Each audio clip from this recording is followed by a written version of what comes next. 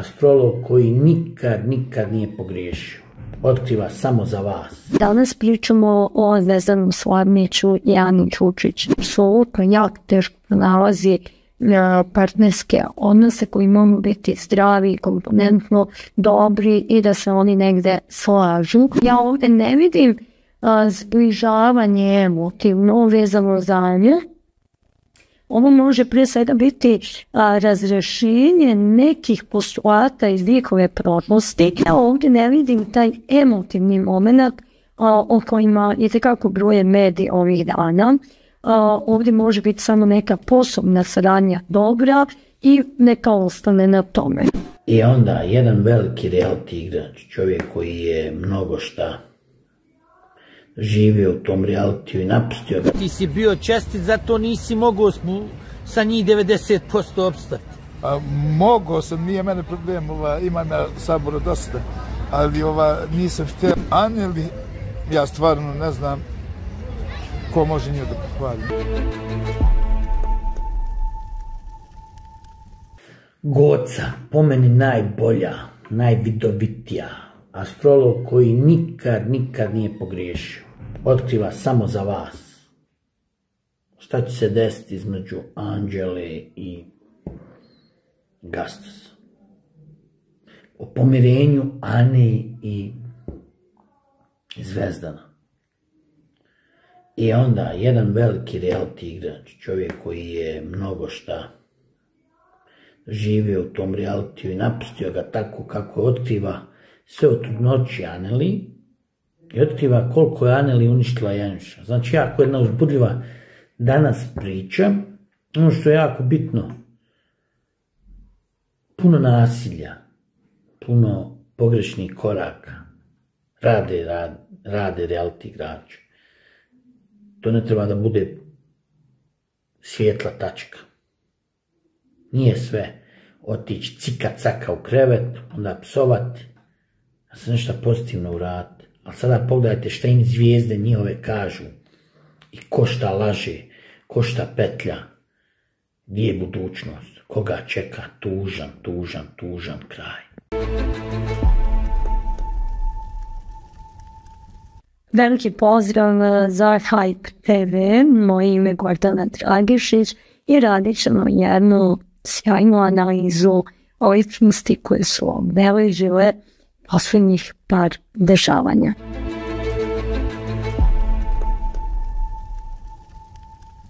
Evo ovako, dragi moji, danas pričamo o Zvezdanom Slavniću i Ani Čučić. Jedna vest koja govori o tome se njihove pomirio i tako dalje. Imamo datum Zvezdanom 25. august 76. Ona također 76. ali nismo mogli da pronađemo njen datum rođenja, pa ćemo onda da gledamo kroz Zvezdanom datum rođenja, a to je da je Zvezdan u godini koja zaista daje mogućnost da se on negde emotivno skrasi i da želi negde da te emocije zapravo budu nekako njemu bliske i ovo je godina kada jeste karmička godina i on neke stvari iz svoje prošlosti mora da razreši kako god to bilo. Ja moram da napomenem da je ovo dečko čovjek koji muči malo karmu sa mamine strane i apsolutno jako teško pronalazi partnerske odnose koji mogu biti zdravi, komponentno dobri i da se oni negde slažu kroz neku lepu priču. Treba ćemo duži period što se tiče za emocije. Ja ovdje ne vidim zbližavanje emotivno vezano za nje. Ovo može prije svega biti razrešenje nekih postulata iz njihove prošlosti. Zašto se nešto dogodilo? Da li će njihov odnos postati onaj prijateljski, drugarski? Nije ovdje emocija. On ne može dati jednu dobru emotivnu priču, to da znamo. Ovdje može samo postati ok komunikacija i otprilike ako treba neka saradnja da svi nešto sad pretjerano družimo, emotivno se vraćamo na staru priču. Tako da ja ovdje ne vidim taj emotivni moment o kojima je tekako broje mediji ovih dana. Ovdje može biti samo neka poslovna saradnja dobra i neka ostane na tome. Sad imamo onaj drugi par koji je vrlo interesantan i koji negde svi očekujemo šta će se tu dogoditi, a to je prije svega Anđela i Gastos. Gastos je 10. mart 1992. Anđela 6.6.2003. Njihov uporedni numerološki broj govori da su njih dvoje karmički spoj. Imaju mogućnosti strasti, ljubavi, to je sve ispreplitano, i imaju aspekte te karme. Oni se prepoznaju iz prošlog života i to je nešto što će njima itekako da pravi malo probleme i vidjeli smo da su oni negde jako bliski, da negde, pa da kažem, mogu da funkcionišu. Ja bi gledano kroz ovaj njihov datum rođenja ostavila recimo neki decembar mjesec, ako baš ne mogu da se suzdrže. Može ovo biti jedna emotivna priča, jako lijepa, ali je stvar koliko će ko ovdje umjeti da hedluje neke stvari, odnosno da njih dvoje negde, ajde da kažemo onako, funkcionišu kroz taj neki emotivni život, kako mogu i tako dalje. Po meni definitivno ima ljubavi, ima strasti, ima spolja i od Gospoda Boga, znači nećemo to menjati, što se kaže, u tom nekom smislu, ali ovdje je jako važno da nauče oboje da funkcionišu, da nauče da sazriju zapravo jedno i drugo i da mogu da funkcionišu. Ako mene lično pitate da li imaju šanse, odgovor je da imaju šanse, s tim da bih ja ovo prolongirala tamo decembar, januar, februar, da tad dođe do tog spoja i da ovu karmu koju imaju malo izbjegnu, jer sada aspekti karme itekako dominantni.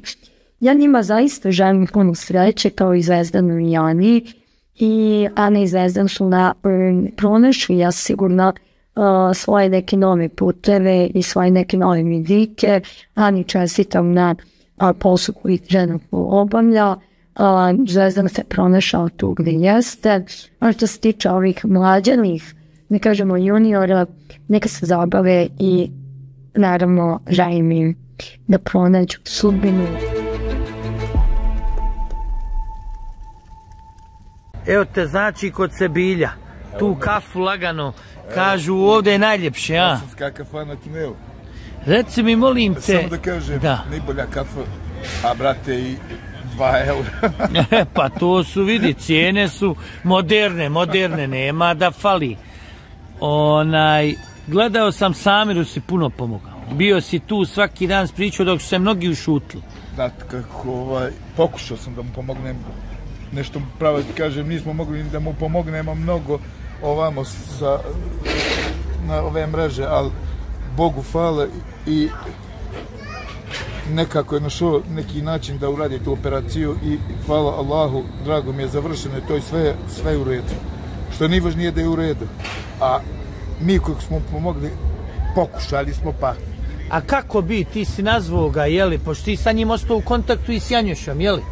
Ja sam ustao u kontakt sa svima. Da. Ovako, nisam ga nazvao, ja sam čuo od Janjuša da je rekao da se neka pomoć prikuplja. To je bilo na TV-u, baš u emisiji, to rekao on. A ja sam to znao i mjesec dana prije toga, išao sam ja kod njega u Podgorici. Dobro.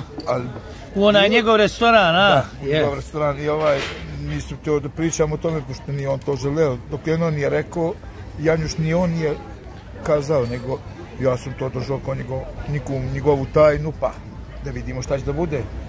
Kad se već objavilo da je bolestan, stvarno mislio sam da od mene da pomognem koliko mogu, ali nismo nešto baš ni uspeli preko toga TikToka i tih društvenih mreža.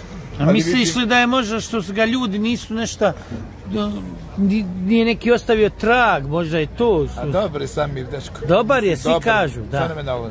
Sad, da se više svađao da je bolje psovo, pa to, da bi bolje bio bolji čovjek. Pa to ti kažem, to su malo čudne stvari, da.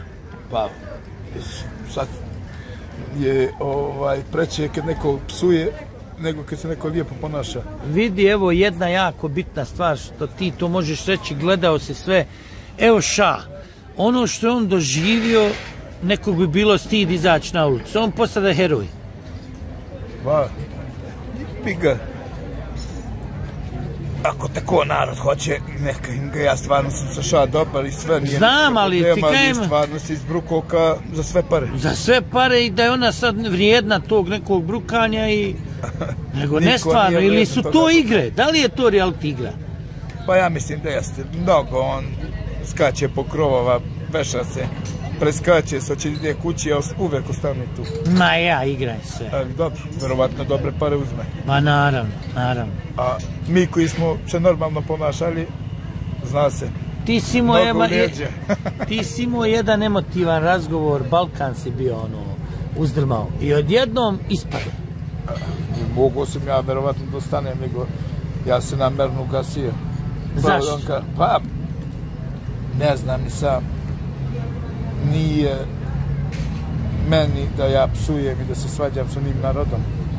Da. A evo gledam sad, ovi govore neke tablete, guraju ovo ono, jel moguće takvi ljudi pričaju stvari, a? Ne, guraju oni njima ništa, oni sami traže za smirenje tablete. Da. Vidio si, izašao sad jedan, ja sam šokiran šta frajer priča. Istetovirao se kod Tyson što je priče, ništa mi nije jasno. Pa njemu tablete ne trebaju, brati moji, on se vjerovatno i drogira i Bog jedini zna šta sve uzima. Onakav izgled ne može da donese ništa dobro. Ja, oni uzmaju što im daju, ali ovo da te neko tjera. Ne kažem ja za produkciju da ti oni pa to. On je sigurno gdje ćemo... Ako traži i tablete za smirenje i nešto... To mora dobiti, a on gluposti malo... Stvarno nisam primijetio da nešto nelegalno daju. Ja što sam video, samo prepisanu terapiju su davali. A reci mi... Vamo ja to pričam za Napolje. Za Napolje, verovatno se drogiran onako i nesvestan. Ma dobro, većina njih je onda vani, ko zna šta radi. Bog jedini zna. Ti si bio čestit, zato nisi mogao sa njih 90% opstati. Mogao sam, nije mene problem, imam ja sabora dosta, ali nisam hteo da dođe do toga da nekom nešto ružno baš kaže. Ti si, na primjer, hvalio Aneli, onda se razočarao isto. Aneli, ja stvarno ne znam ko može nju da pohvalim. Nema veze, evo u Sarajevo sam i čuo sam i hvalio sam i prijatelje da će da me šamaraju. Evo tu sam, pa Bujrum i ta njena porodica i to, ko mi je slao sa njenog profila. Samo da vam kažem, nisam ja baš toliko tanak. Kao što mislite vi, ako se lijepo ponašam, ne mora da znači da je mene strah od nekog. Da. I nije me strah. Nije. A Bujrom, tu sam, bit ću danas do popodne. Ako ovo vidite, tu sam kod ovoga Miralema. Ma ja, nema potrebe za tim, nego eto, ti si iskren bio, ti sve vidiš, drugčije kad čovjek vidi, kad ima životno iskustvo, nego ovi mladi koji i guraju zbog tih para, sve trpe. Pa znači, kako ja sam nju osudio što se tiče vere, što se tiče moje vere, islame, ponaša se sasvim suprotno od toga. Ja sam rekao da je daleko od islama i onda sam počeli da bijam prijatelj. Da. A reci mi, molim te, šta misliš sad u ovoj sezoni? Gastos je, vidiš, dominantan. Dobri Gastos, dobri.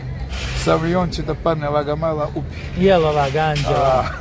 Ova je opasna. Kada je 300 godina živjela. Pa ja. Anđela je kakvi. Ili se on folira, a ja mislim da sam zaljubio. Jel? Pa nešto mi tako izgleda. To imaš osjećaj, da. Imam mnogo strpljenja. A misliš li da je Matej, Saneli, to će biti? Ma jo, bre, Matej je gospodin čovjek. Jel? Ljudi lično znam Matej, to je jedan fenomenalan dečko. Ma da. I sigurno dobar dečko. A i ovu isto lično znam. Ma da, daleko je kuća. Nisam je nikad komentarisao, nikad, zbog Janjuša. I eto, bili smo dobri prijatelji. Ljudi, šljam. Ne, Janjuš je isto nije vjerovao da će na kraju tako završiti. Ona je njega uništila realitski. Uništila? Da, on je ispod najgori na svijetu. Ja mislim, moje je mišljenje, da uopšte nije bilo ni trudne i da je ono laž. Da. A od njega napravila. Zbog čega? Zbog toga kad je došao sa onim za proveru trudnoće. Da, onaj mali, ja. Ona je rekla, ja sam dobila. Kaže, ma nema veze, hajde bre, da moraš da proveriš ono. I napraviš od nje žrtvu. Od koga žrtvu? Da. Maja. Tako da, bilo je svega, meni je drago. Imaš li želje dalje u reality? Imam. Imaš, jel? Imam. Mnogo bi volio da se vratim u Survivor. Još jedan put. To je pravi. To mi je želje. Negde, neko preživljavanje, nešto tako. Borba. Inače, ovo ne bi. Nešto, kad bi malo nešto se radi, nešto razumeš, da se rimba, to bi moglo. A ovako sam da se sedi da se psuje ništa. Da. Ništa, drago nam je, uživaju u Sarajevu i uvijek si dobro došao.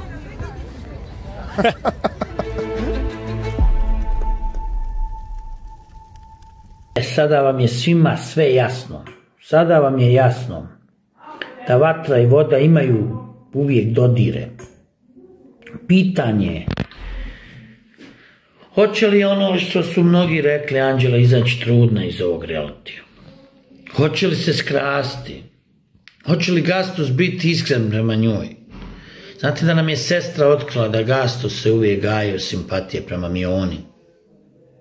Ali će biti s oba dvije do kraja realitija. Sve ćete sada da se uvjerite, vidite u nastavku. Zvijezde, astrologija uvijek donose pravu istinu. A istina stanuje tu. Bitno je da ljubav pobjedi. Čija ljubav, to ćemo vidjeti. Samo bez mržnje, bez ovolikog zla. I nemojte misliti da neko od gore ne vidi sve kad nanosite nekom zlo. A mnogo ga nanose u zadnje vrijeme u realitima. Smanjite to. Nek pobjedi ljubav. I ljubav je smisao života. Gastos, pamet u glavu. Nemoj, ako ne misliš iskreno. Ali nemoj ni tam da praviš djecu ako ne misliš iskreno. I šta uradi Terza. Budi mudar, pametan. I vidjet ćemo sve šta će biti. Još za kraj. Zamislite kako je Milici gledati ovo sve. Evo Ana nakon svega s Zvezdanom. Palo je pomirenje. Život teče dalje. Život teče dalje. A ti Gastos, ako već završi sa Anđelom, upamti. Ne, nadam se.